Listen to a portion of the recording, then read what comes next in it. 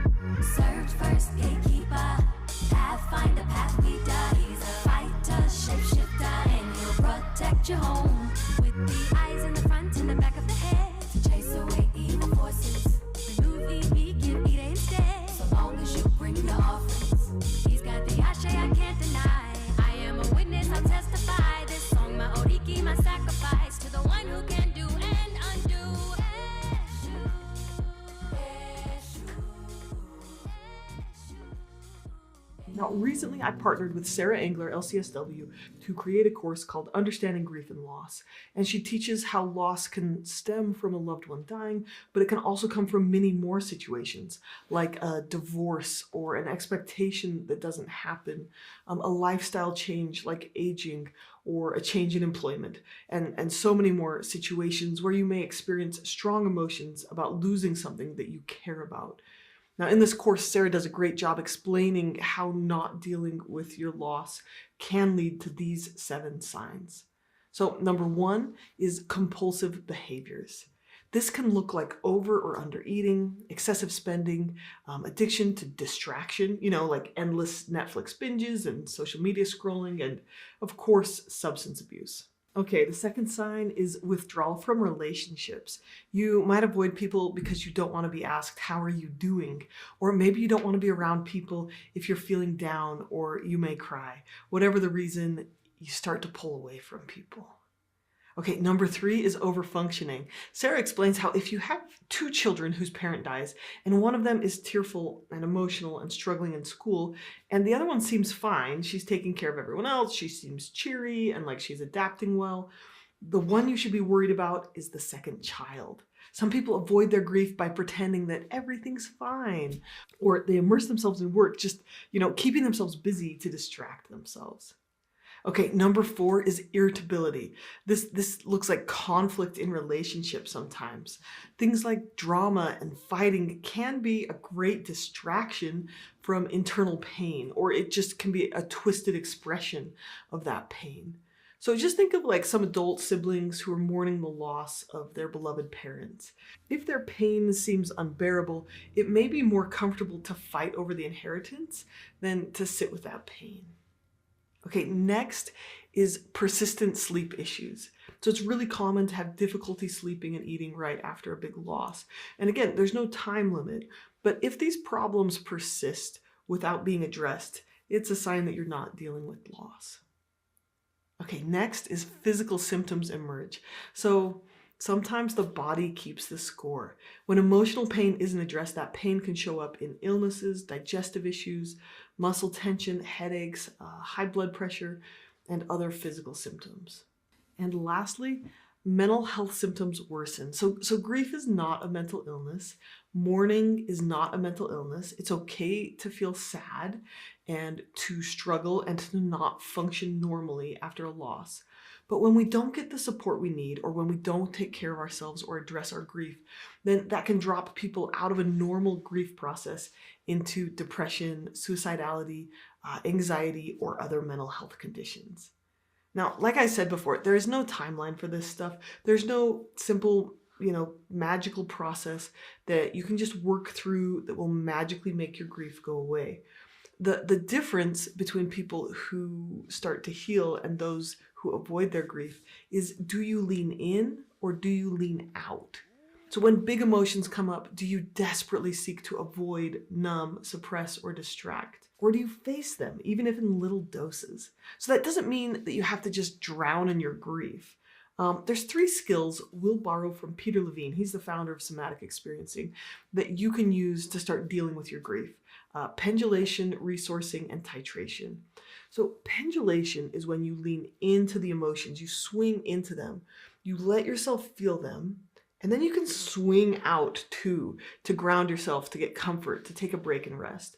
So some distraction is okay as long as you face your pain in regular tiny doses with as much support and resources as possible. So a healthy nervous system can do both, right? It can swing in and feel, and then it can swing out and rest, right? Where an avoidant nervous system just clenches more tightly to avoidance, right? It's like, oh, I gotta stay over here and never feel anything. So as we move into and out of our emotions, we eventually integrate those experiences and our capability to handle them. So you may take some time to face your... Listen. Oh my goodness. Let me just say, the voice of reason, 2024 has been exceptional in terms of topics. You cannot say that when you tune into this show, you're not going to get an opinion or a perspective of relationships that you can find everywhere. You're not going to say that. And I think think about it. We're over 400 episodes. We are peeling the onion down to the subatomic level. The relationship onion. And I think it's beautiful because many of us, although no one can be the expert of your experience. No, you're the expert of your experience because you are you. But I posit this thought. Most people, right? I know you don't want to hear it, but I got to say it. Most people are flying blind in relationships. They really have no idea of who they are. This is why self-awareness is such a big piece, right? Whether you're a narcissist, covert narcissist, BPD, NPD, whatever personality disorder, whatever attachment style, whatever communication style, most people are grossly self-unaware, right? And like I said, no one can be the expert of your experience. But when you start peeling the layers back, you start to see how much you've missed. You start to see, like, wow. You have those epiphany moments where you say, man, if I would have known this when I was 20 years old or 25 or 30, we're flying blind.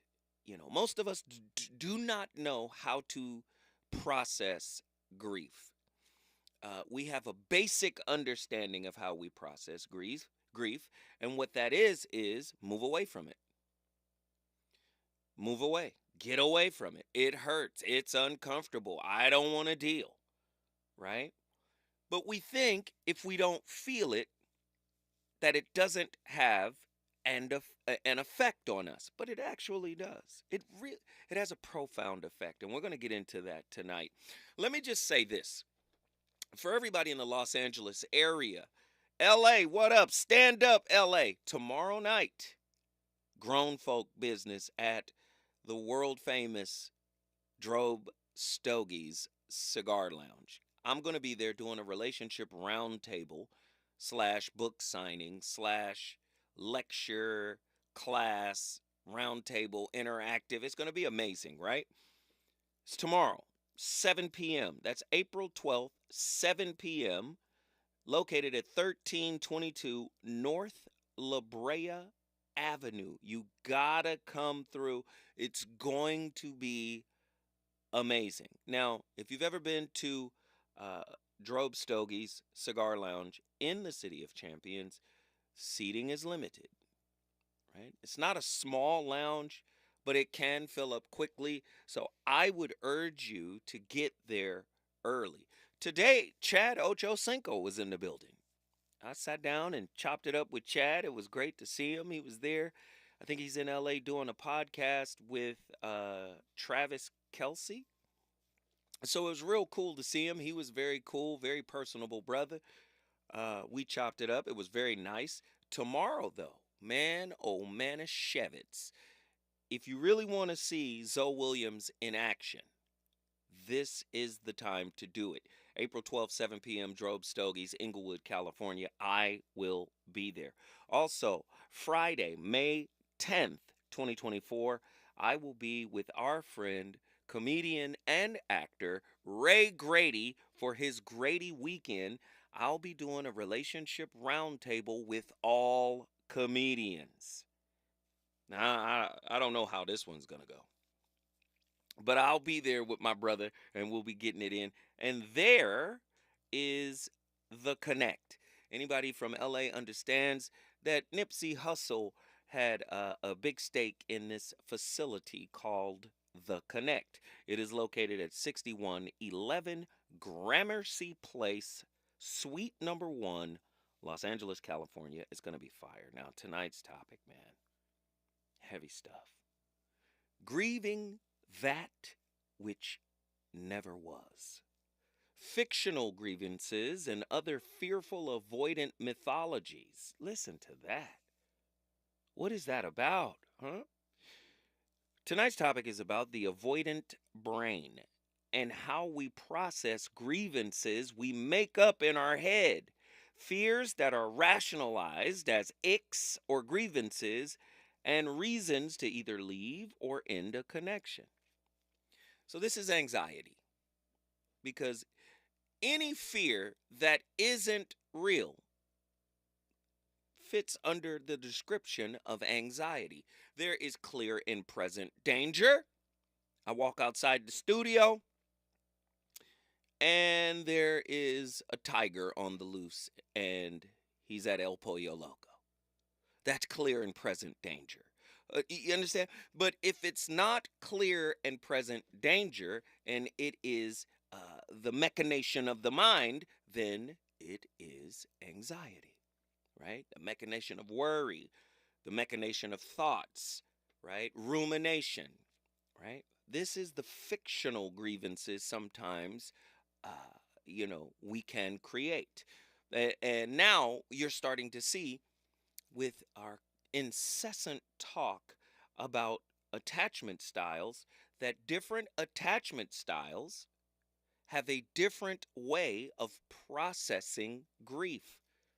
Now, our good friend, Dr. Shalonda Crawford, PhD, that's what the doctor stands for, Dr. Sunshine, she posted something on her Instagram that I thought was quite interesting. She said, if you didn't know, anger weakens your liver. Grief weakens your lungs. Worry weakens your stomach. Fear weakens your kidneys. and stress weakens your brain. Now, you got some people who are in a chronic state of all of these: anger, grief, worry, fear, stress. You have some people that are in a chronic state. Now, we talk about attachment styles a lot here, and it's very important. As a matter of fact, before I really dig into this, tomorrow at my roundtable, I'm going to debut the philosophy contained within my new book. I've sat on it for 2 years. I haven't spoken about it. But at this roundtable tomorrow, I'm going to reveal the title of the new book. I'm going to reveal the philosophy and the concept contained within the new book. It's going to be amazing. You guys got to get there. Trust me, seating is limited. You want to be there. Relationship roundtable, interactive. It's going to be fire. Now, let's get back to attachment styles. Now, attachment styles was created by a British psychoanalyst by the name of John Bowlby. Then there was an American psychoanalyst by the name of Mary Ainsworth. And what they deduced is you get your attachment style, right, from your primary caregiver. Typically, your primary caregiver is your mother. You know, you can have two parents in the household, but typically a baby is going to choose one, right? And typically your primary caregiver is your mom, all right? Now, the attachment styles break down into 4 quadrants, but basically they're fluid, right? They're fluid. But this is about to be very interesting. You have a secure attachment style: confident, reciprocal, non-reactive, resilient. Doesn't mean they're not flawed, doesn't mean they're perfect, but that's a securely attached child. And as Dr. Delana Zimmerman explained to us on many of our shows, do you know your attachment style can begin as early as in the womb? Something can be lost in the womb. Something could not be given to you in the womb, and boom, you got something on you. When I come forward, I'm going to explain the rest of the attachment styles, and tonight we're going to focus on the fearful avoidant. Reasons. The reasons that we're here, the reasons that we fear, our feelings won't disappear. You're listening to the voice of reason with Zoe Williams on KBLA Talk 1580. Watch out! You got me! The galaxy is safe once again. In the pretend universe, kids play with pretend guns. In the real world, it's up to us to make sure they don't get their hands on a real gun. If you have a gun in the house, keep it locked, unloaded, and stored separately from ammunition. Safe gun storage saves lives. Learn how to make your home safer at endfamilyfire.org. That's endfamilyfire.org. Brought to you by End Family Fire, Brady, and the Ad Council.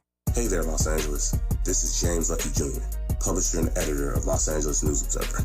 Are you hungry for news that matters to you in the African-American communities of Los Angeles? Well, buckle up, because we got the scoop you've been craving. Stay in the know and never miss a beat with our free weekly publications conveniently available near you.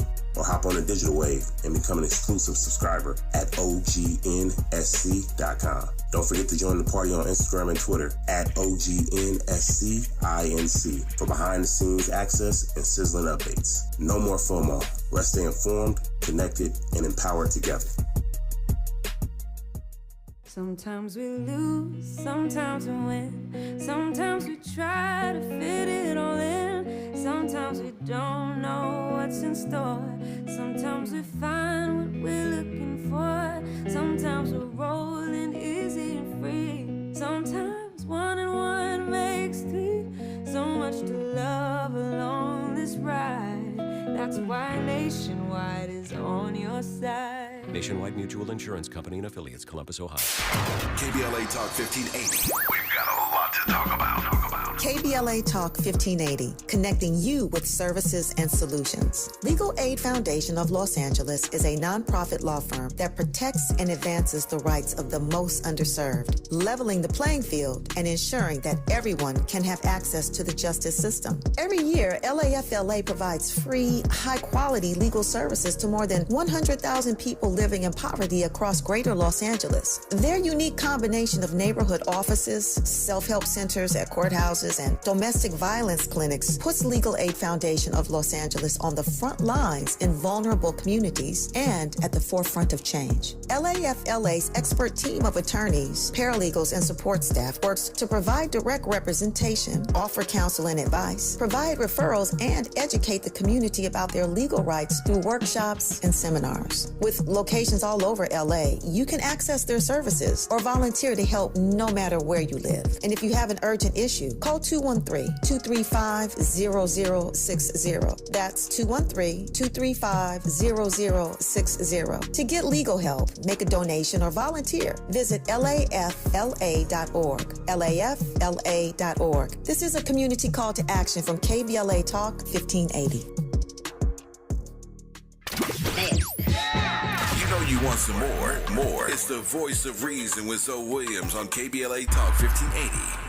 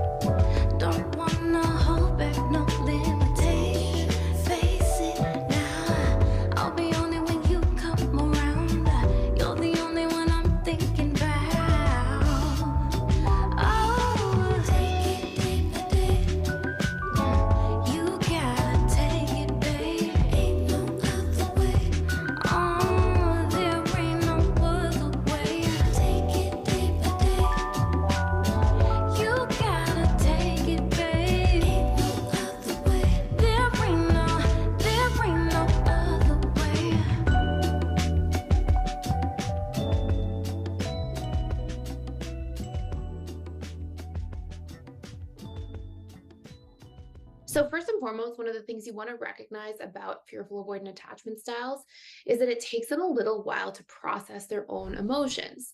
The reason being that fearful avoidant attachment styles tend to cope by not only minimizing their attachment needs to others when they're in pain in their relationships, but they also tend to cope by trying to kind of numb out or disconnect from their own emotions. However, fearful avoidants tend to really feel their emotions eventually. They tend to do a very good job of sort of numbing and repressing and distracting for a short period of time. And then eventually they inevitably feel that emotion bubbling up that was all sort of being buried or pushed down beneath the surface. And this is one of the many ways that fearful avoidant attachment styles often cope.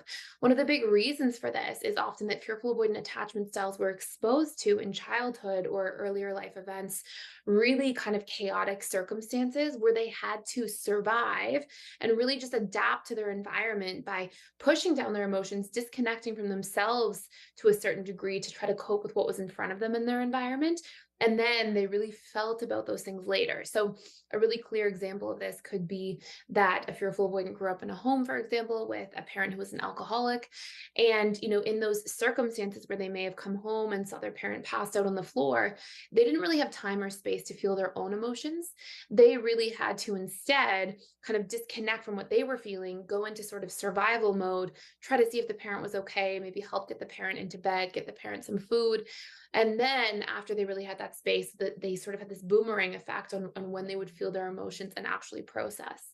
And so this same subconscious set of patterns for how to deal with difficult events often is what the subconscious mind knows and what it will revert back into in the case of some kind of unstable or challenging circumstance, including when there's a breakup. So When we really extrapolate from that and we dig that into a fearful avoidant realizing that somebody has been, sort of moved on in a relationship dynamic, oftentimes fearful avoidance will sort of be disconnected from that example at first. So they may think, oh, I didn't really lose the person. Maybe things will work out in the future.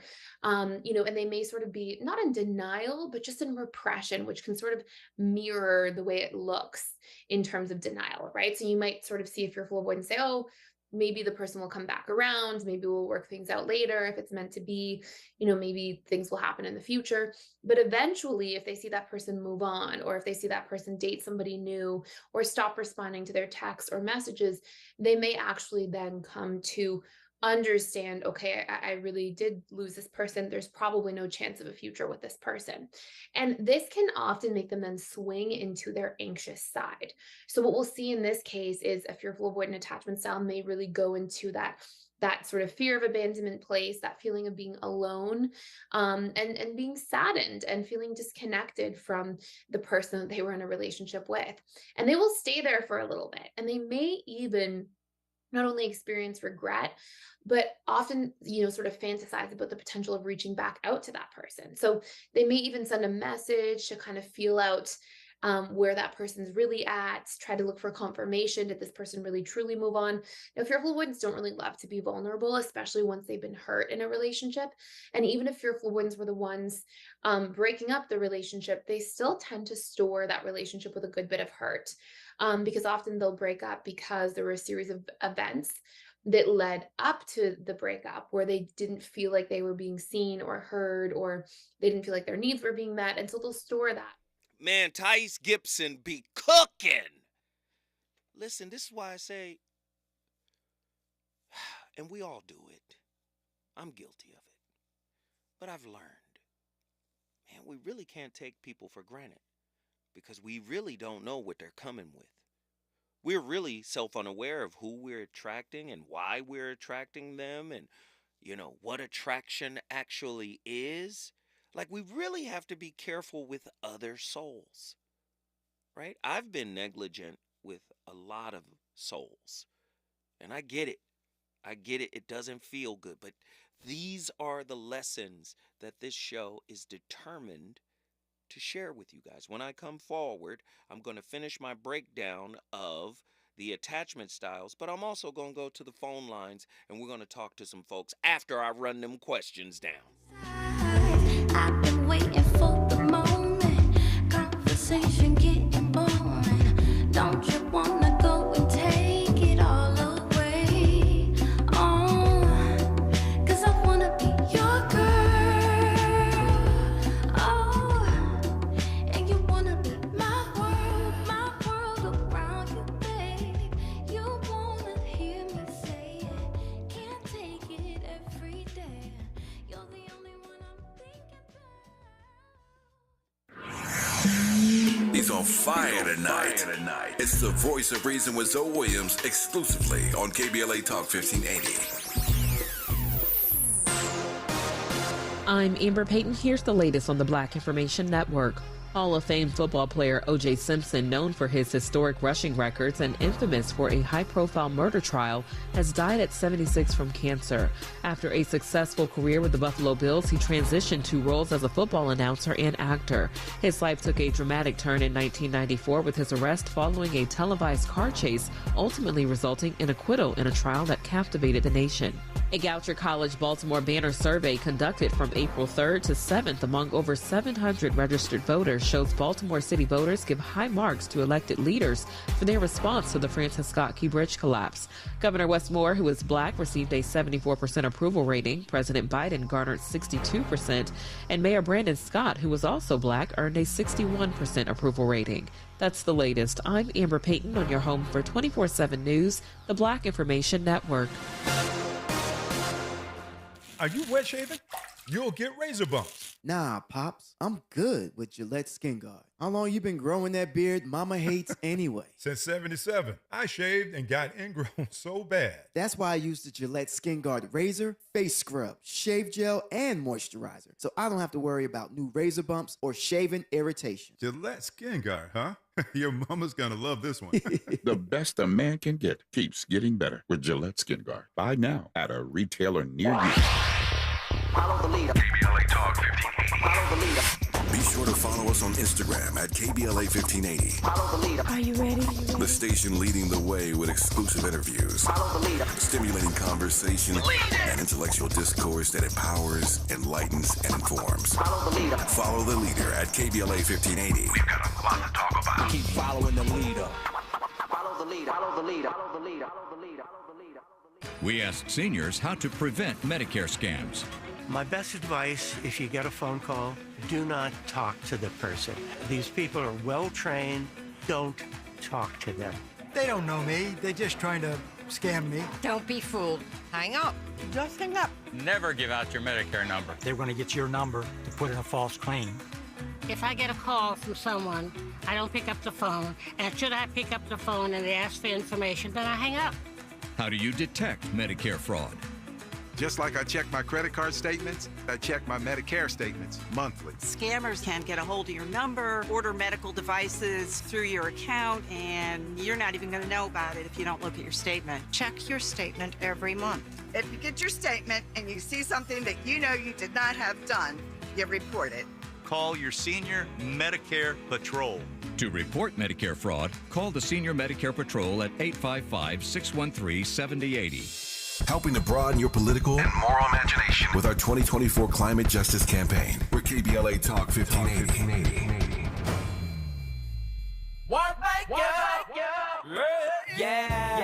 The California Crusader newspaper would like to thank all of our subscribers for their support throughout the years, proudly serving the South Los Angeles and South Bay areas for more than 40 years. The California Crusader is a multicultural, black-owned, adjudicated newspaper that focuses on providing newsworthy information to the people in our community. We're constantly looking for ways to assist businesses in our community to connect with our subscribers. We provide low-cost, effective ways to promote your business with our reasonable and affordable advertising rates. You can participate by suggesting, sharing, and submitting your stories on the California Crusader newspaper Community Share Facebook group page, or visit our website at cal-cruise-news.com. That's calcruisenews.com. Then click on the Submit Now button located on the top right corner of the homepage, or text CCN to 42828. Again, text CCN to 42828. The California Crusader newspaper, working together to build a better community for our future.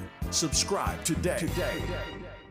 Eggs are a staple in our diets, and there's only one egg with more delicious farm-fresh taste plus superior nutrition. Eggland's Best. With more vitamins, including 6 times more vitamin D and 10 times more vitamin E, plus 25% less saturated fat than ordinary eggs. Available in so many delicious varieties: classic, cage-free, and organic. Eggland's Best. Better taste, better nutrition, better eggs. KBLA Talk 1580. We've got a lot to talk about. KBLA Talk 1580, connecting you with services and solutions. Stay Housed LA has the resources you need to know your rights and the legal support to back them up. The COVID-19 pandemic has cost people their jobs and livelihoods. This has left an estimated 1/3 of households not being able to make rent and facing losing their homes. This is a fear no one in our community should have to face. You have rights, though, and Stay Housed LA is here to help. Stay Housed LA is a partnership between the County of Los Angeles, the City of Los Angeles, and local community and legal service providers. Together, they provide tenants with the information and support needed to exercise their rights so they can remain safely in their homes. Find out more about your rights by participating in a virtual tenant workshop. Get the legal assistance you need. Find additional resources in Los Angeles County and the City of Los Angeles. Stay connected to Stay Housed LA County for updates. This and more at stayhousedla.org. Stay connected to Stay Housed LA for updates. This and more at stayhousedla.org. That's stayhousedla.org. Or call their hotline at 213-694-0040. We've got your black with a community call to action from KBLA Talk 1580.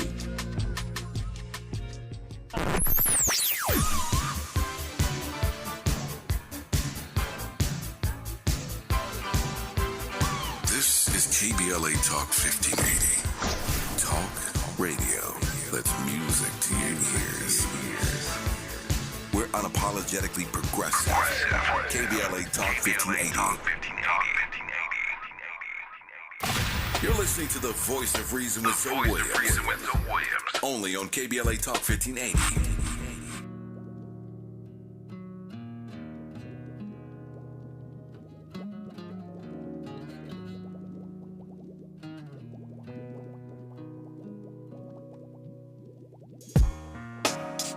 Yeah, I want all my to come journey with me.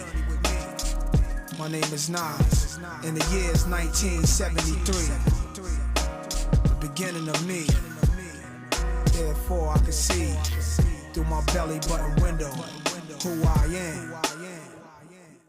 I existed in the womb, just like an abyss. Came from behind the sun, my hands balled in a fist. Punching my mom's stomach, kicking on her cervix. Twitching cause I'm nervous, though my intended purpose was to be born to reign. Not in scorn the vein, but to take on a name that my pops chose for me.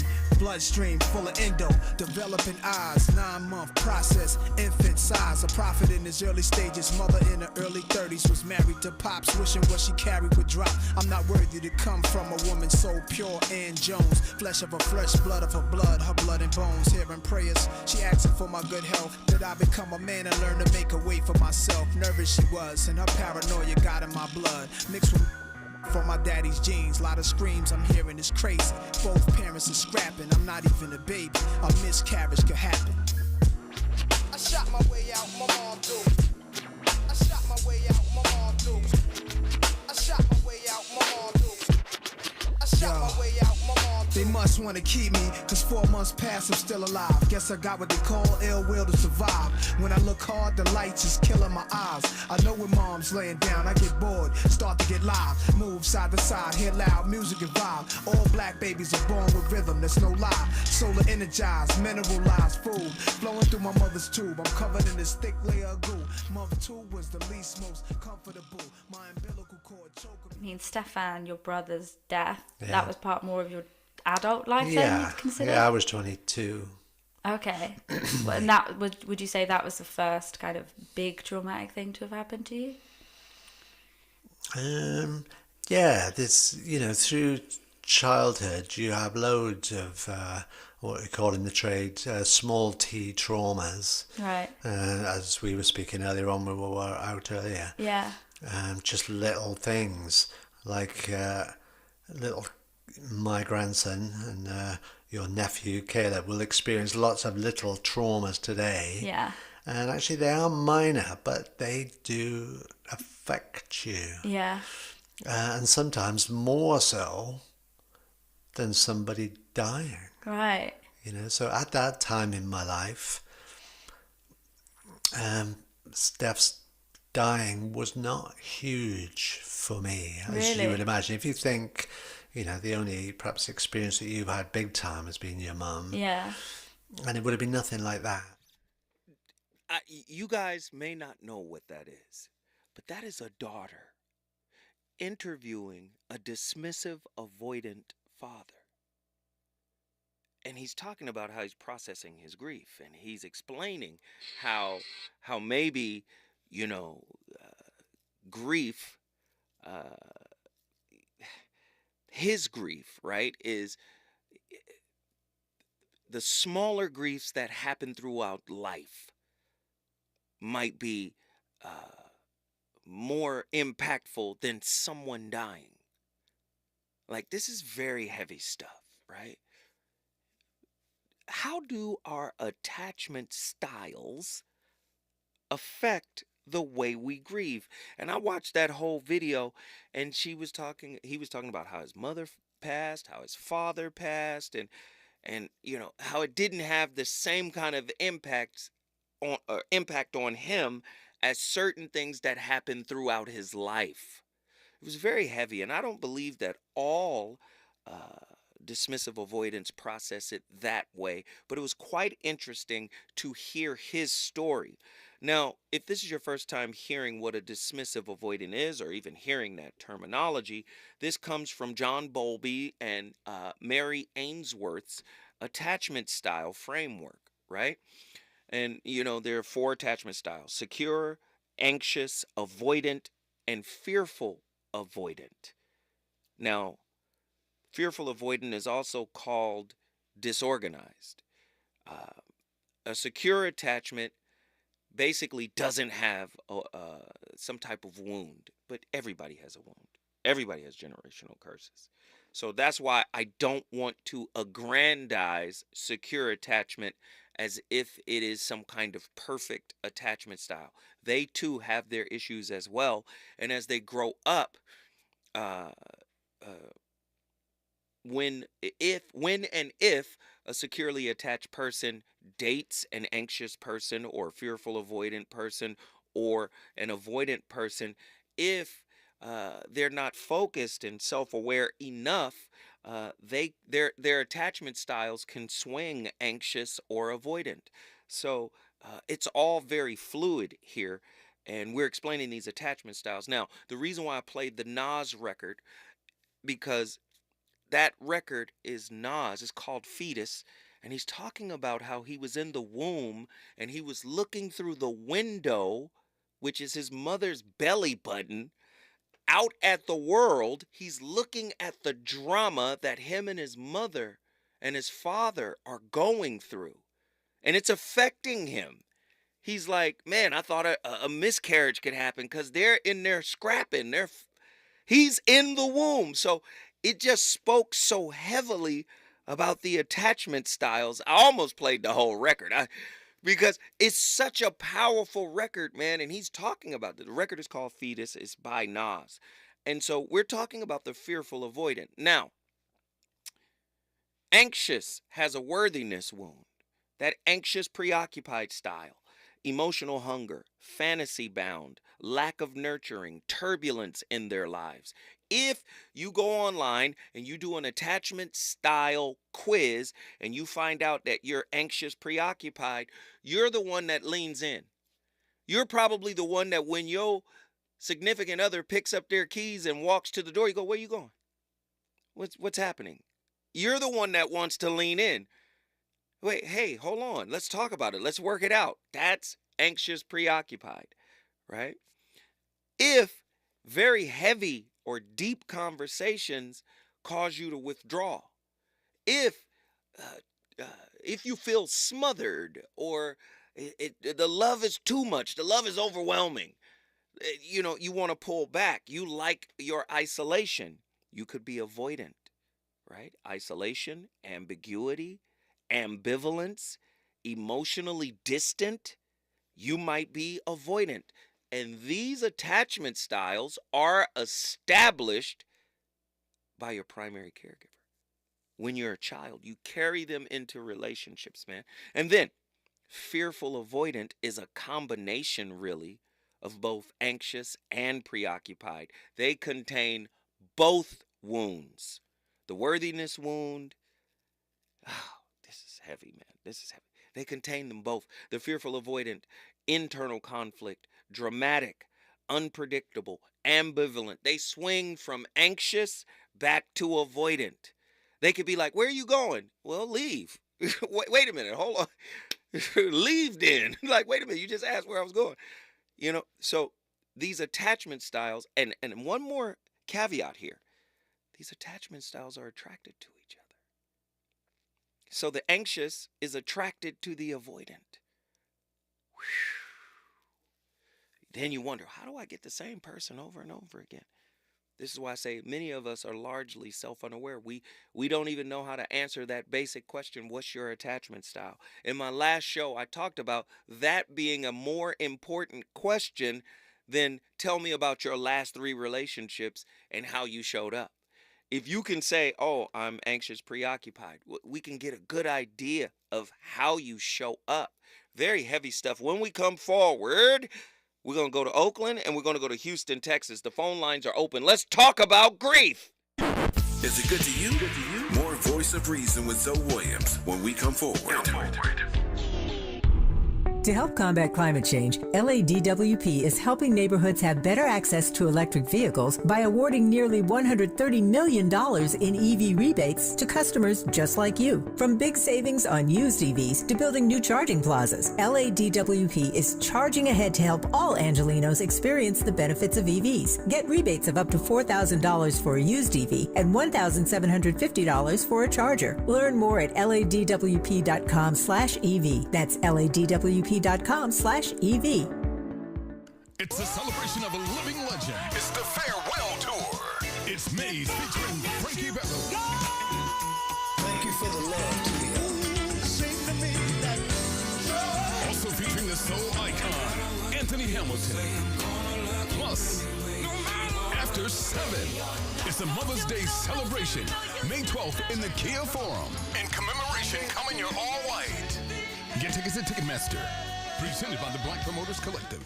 To help combat climate change, LADWP is helping neighborhoods have better access to electric vehicles by awarding nearly $130 million in EV rebates to customers just like you. From big savings on used EVs to building new charging plazas, LADWP is charging ahead to help all Angelinos experience the benefits of EVs. Get rebates of up to $4,000 for a used EV and $1,750 for a charger. Learn more at ladwp.com/EV. That's ladwp.com/EV. KBLA Talk 1580. We've got a lot to talk about. KBLA Talk 1580 believes in community empowerment. LA's 99 neighborhood councils form the grassroots level of the Los Angeles city government. The system was created to connect LA's diverse communities to City Hall. While neighborhood council board members are volunteers, they are also public officials elected to office by the members of their community. Neighborhood councils advocate on issues like homelessness, housing, land use, emergency preparedness, public safety, parks, transportation, and sustainability. They also provide local expertise on the delivery of city services to their various communities. Neighborhood councils are open to participation by anyone who is a part of the fabric of daily life in said community. This includes those who live, work, or own property or a business. If you are interested in stepping up to join your local neighborhood council, visit www.empowerla.org. That's empowerla.org. It's time to think globally, but act locally. This is a community call to action from KBLA Talk 1580. You know you want some more. It's the voice of reason with Zoe Williams on KBLA Talk 1580.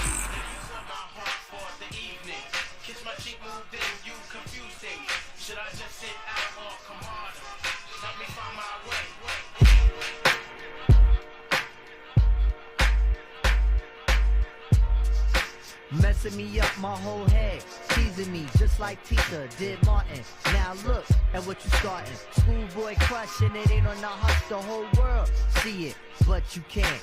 My peoples they complain, sit and rave and rant. Your name is out my mouth like an ancient chant.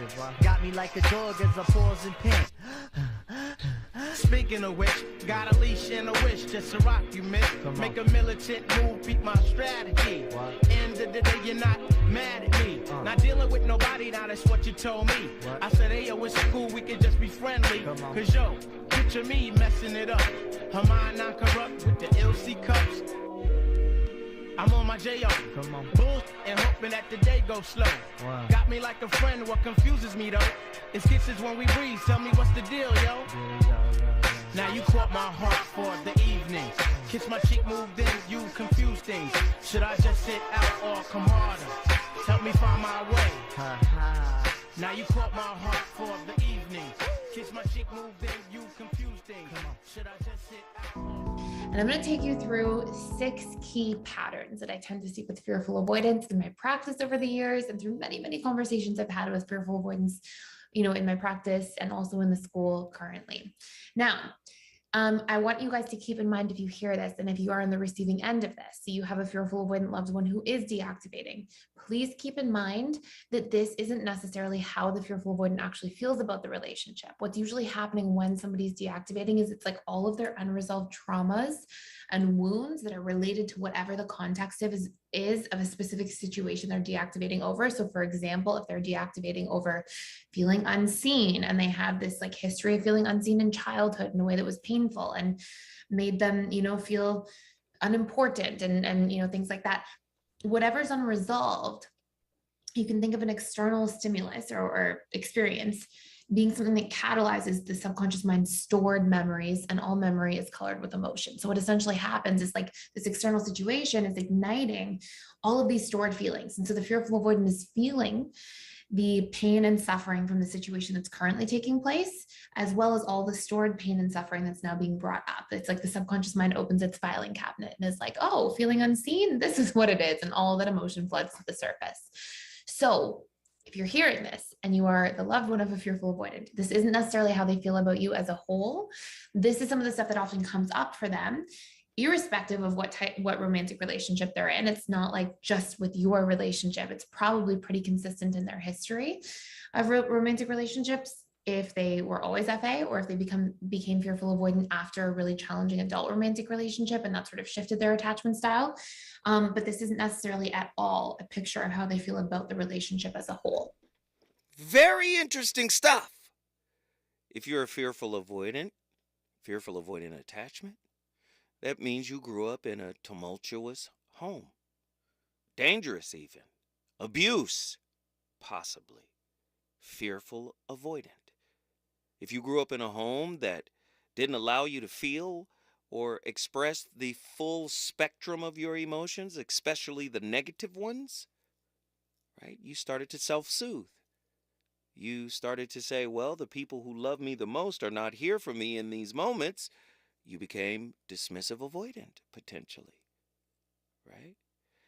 If you found yourself looking for validation and not receiving it, invisible, not being seen or heard, you might have developed anxious preoccupied. These attachment styles follow you into your adult relationships. Fast forward, love language. Many love languages are predicated on what you didn't get as a child. Thanks to Dr. Jashana Johnson, she said, I don't really like that book because of that fact. Because you have people running around going, my love language is gifts. Maybe you weren't given to. My love language is touch. Maybe you weren't hugged. Maybe you weren't loved on. She brought up a very valid point. Is your love language attached, that's heavy, to your attachment style? And how does your attachment style affect the way you grieve? Whew. Heavy stuff, man. We got callers on the line. I want to get them in here right now. Sean, Oakland, California. It's your time to shine. Get in here. Brother Zoe, you broke it down, man. And, my thing is, number one, take the bull by the horns. All right. This is a problem because if you're avoiding things, right, you are not taking the bull by the horns. And what I mean by that is when problems come your way, work to solve them as a team. Work to solve them in your relationship, because if you don't, you're just causing more problems. And since you didn't take on the first one, you're probably not going to be good about taking on the second, third, fourth, and fifth one. Right. All right. That's what I'm saying. I mean, I don't know all the technical things here, but look, we've all been through a bunch of stuff. I've been through crisis. I've been through very challenging things. And because of, like you say, I have to give my mom credit. I love when you say that, got it from my mama. Because, yes, she told me all the damn time to make sure that you don't let things fester, that you take it straight on. And even if it's horrible, you got to take it straight on. Because if you let it hang out and you let it get worse, then it's exactly not taking it by the bull, by the horns is like lying. It's omission. You think it's going to go away. It's not going to go away. It's going to come and smack you upside the head. So go ahead and take it on, even though it's uncomfortable. You can do this. You got this, people. You can do it, and your relationship will be better. I love it, Sean. We appreciate you, man. Guess what you just did? Oakland, baby. Oakland in the building. If you want to bring your city in the building, all you got to do is call me at 1-800-920-1580. The creator of this topic, the creator of many topics this year. I love it, man. Help me help you. I love it. Attila from Houston, Texas. Get in here. Uncle Joe, how are you? I'm all right. Sure. Yes, sir. Yes, talk to me. What are your thoughts on tonight's topic? I know you want to go some other places. Let's go. Take us. Not yet. All right. That's fine. Okay, what are my thoughts? Why did I even write this topic? Okay. Yes. Well, so wait. Before you even get started, what is your attachment style? Fearful avoidance. Oh, you one of them. Lord, this girl walking around she walking around with 2 wounds. Lord have mercy, help us, child. You heal one wound and the other wound is going, where am I healing? Talk to us. What is it? Okay, so first of all, we get a bad rep. I don't know if I would call it 2 wounds as much as I would call it. It's more so like wounds that just never heal and they compound. It is one large stink. That's how I would describe it, right? That first question that I wrote, right? So do fearful avoidant grievances come from fearing identity loss while simultaneously fearing abandonment? The reason why that is so crucial is because when you think about grief and someone leaving you, especially if, they've left you in a way that just was unexpected, that is that worthiness wound. Why wasn't I enough for them to stay?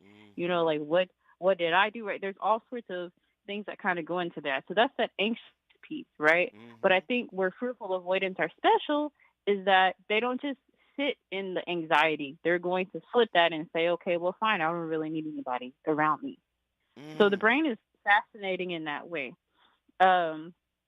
Another thing that I wanted to point out is when it comes to vulnerability and being afraid of someone enmeshing with you and essentially taking over your identity, the reason why it's so silly is because you don't have an identity. Wait. If you're fearful. No. Stop. No. Listen, you got questions to answer. When we come forward, we're going back to Houston, Texas to talk to our resident fearful avoidant. Got your heart in mind. It's about time that you just unwind. And let it just happen, make it front free. Just sweat me like money panty.